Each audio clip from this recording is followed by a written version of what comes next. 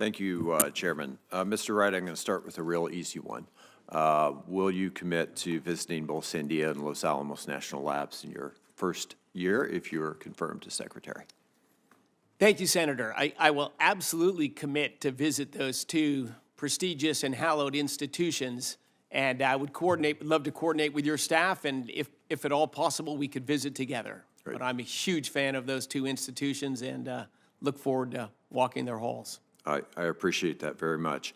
I would like you to talk a little bit about your divestment plans.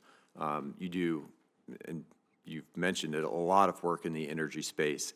And we had a conversation about the need to maintain not only the avoidance of conflicts of interest, but also the avoidance of appearances of conflicts of interest. So can you talk a little bit about your plans for divestment? I agree with all of that, Senator. I've been a lifelong entrepreneur in the energy space. And of course, I have submitted my disclosures of all of my work, and the appropriate ethics counselors within the federal government have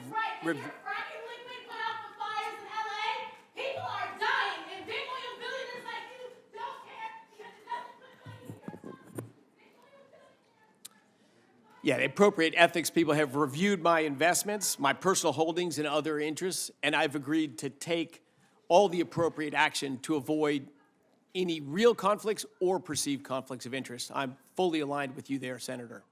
I appreciated your comments about the fidelity to the rule of law, and so I want to ask you a particular question, in part because the OMB nominee has stated his support for using executive impoundment of funds passed by Congress in order to achieve spending reductions. And so I've got a little bit of a two-part question for you. As Secretary, if the OMB director was to try to direct your department not to fund a program or an activity that Congress had expressly appropriated funding for, would you follow the law? Thank you, Senator. Yeah, my mission, the only way I roll, would be to follow the laws and statutes of the United States of America. With respect to permitting, this last Congress, this committee actually, advanced a comprehensive, all-of-the-above permitting bill by a vote of 15-4. That law was not signed into law because we have not reconciled it with the House.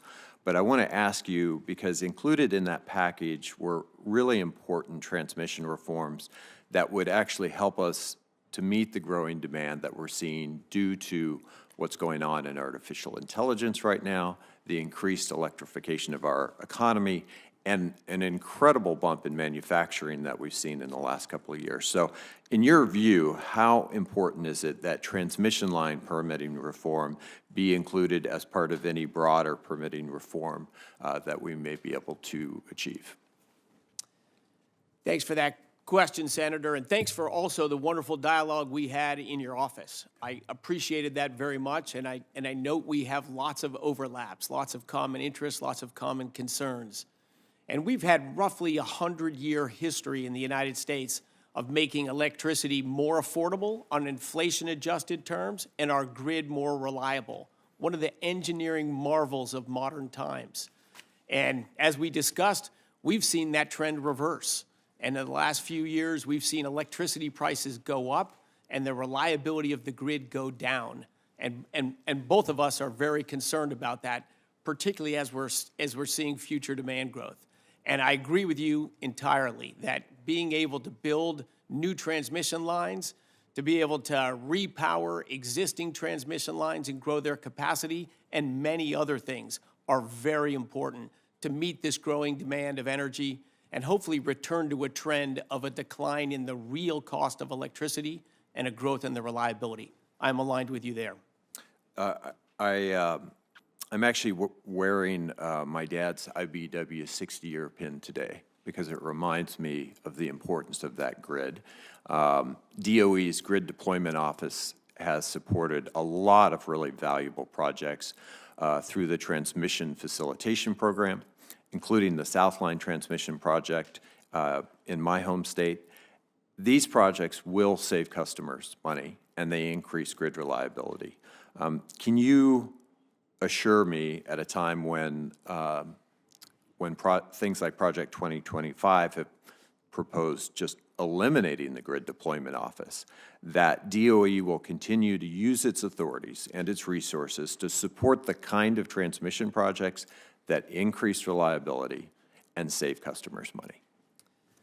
Senator, thank you for your dad's service in building our grid and maintaining it with a gorgeous track record all those years.